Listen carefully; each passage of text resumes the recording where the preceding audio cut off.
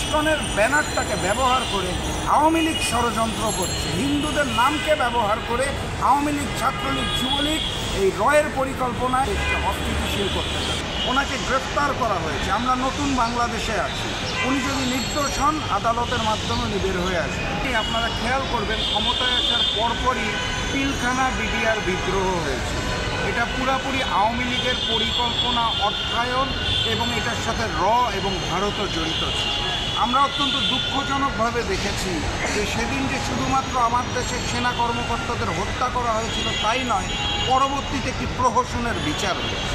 যেই প্রহসনের বিচারে মূল আসামিদেরকে গ্রেফতার করা হয় নাই, সাজা দেওয়া হয় নাই, অথচ বিশ্বকে দেখানোর জন্য, লোক দেখানো কিছু অফিসারকে বিচারের মাধ্যমে জেলখানার অন্ধকার কারাগারে তুলে ফেলা হলো।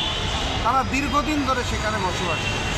এই অন্তর্বর্তীকালীন সরকার আসার পর আমরা আশা করেছিলাম যে আমার দেশের যে চৌকস সেনা কর্মকর্তাদের হত্যা করা হয়েছিল সেই বিচারের কার্যক্রমটা দ্রুত নতুন করে শুরু করা হবে।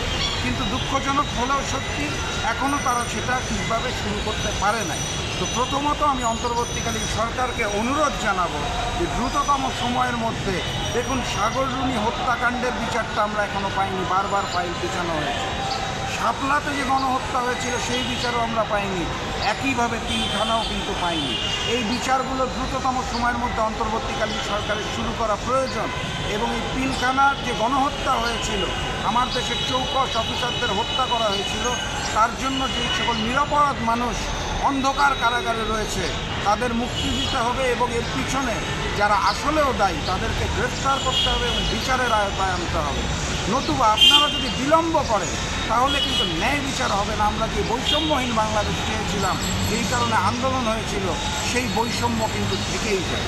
অতএব অন্তর্বর্তীকালীন সরকারকে আমি বিনয়ের সাথে অনুরোধ জানাই, দ্রুততম সময়ের মধ্যে ফ্যাসিস্ট হাসিনা আমলের যে সকল গণহত্যা ছিল এবং হত্যা ছিল সেগুলোর বিচার শুরু করা যায়। না, আপনাকে বুঝতে হবে, একজন ধর্মীয় নেতা, হিন্দু ধর্মের, তিনি গ্রেফতার হয়েছেন। তার নামের সূচনাতে হচ্ছে চিন্ময়। নামটা শুনলেই মনে হয় যে চীনের প্রতি তার ভালোবাসা রয়েছে, কিন্তু আসলে তিনি ভারতের একজন এজেন্ট, এটা বুঝতে হবে। এবং নামের শেষ অংশে যদি দেখেন তাহলে দেখবেন ওখানে আছে দাস। এই দাসবাবু নিজেকে প্রভু হিসেবে দাবি করেন। প্রভু হিসেবে দাবি করে তিনি ভারত এবং রয়ের পরিকল্পনায়, আওয়ামী লীগের প্রেতাত্মাদের সহযোগিতায় এবং অর্থায়নে দেশকে অস্থিতিশীল করার একটা পরিকল্পনা করেছেন। ওনাকে গ্রেফতার করা হয়েছে। আমরা নতুন বাংলাদেশে আছি। উনি যদি নির্দোষ হন, আদালতের মাধ্যমে উনি বের হয়ে আসবেন। দাসবাবুকে ওনারা কিন্তু তাদের সংগঠন থেকে বহিষ্কার করেছেন অতীতে, অথচ এই চিন্ময় দাসবাবুর জন্য তারা আবার আন্দোলনে নেমেছে। বহিষ্কৃত নেতার জন্য কেউ আন্দোলনে নামার কথা না। তারা যে আন্দোলনে নেমেছে এর মাধ্যমে প্রমাণ হয় যে তারা আসলে চিন্ময় দাসবাবুকে বহিষ্কার করেন নাই, বরং তারা ধারণ করেন এবং লালন করেন। বাস্তবতা হচ্ছে, দেশকে অস্থিতিশীল করার জন্য একটি সংঘাত সৃষ্টি করে আমার আইনজীবী ভাইকে চিটাগাংয়ে গতকালকে সাইফুল ইসলাম, ওনাকে কুপিয়ে হত্যা করা হলো। খেয়াল করে দেখবেন, এই হত্যাকাণ্ডের সাথে শাপলায় যে গণহত্যা হয়েছিল, লগিবৈঠায় যে গণহত্যা হয়েছিল, একই প্যাটার্ন, পিটিয়ে হত্যা করা। এটা আওয়ামী চরিত্র। অর্থাৎ আমি যেটা বলতে চাচ্ছি, ইসকনের ব্যানারটাকে ব্যবহার করে আওয়ামী লীগ ষড়যন্ত্র করছে, হিন্দুদের নামকে ব্যবহার করে আওয়ামী লীগ, ছাত্রলীগ, যুবলীগ এই রয়ের পরিকল্পনায় আওয়ামী লীগের যে অবৈধ অস্ত্র এবং অর্থ তাকে ব্যবহার করে দেশকে অস্থিতিশীল করতে চাচ্ছে। আমি দ্রুততম সময়ের মধ্যে আমার আইনজীবী ভাই সাইফুল ইসলামকে যারা হত্যা করেছেন সেই আসল অপরাধীদেরকে খুঁজে বের করে গ্রেফতারের দাবি জানাচ্ছি এবং আইনের আওতায় আনার দাবি জানাচ্ছি।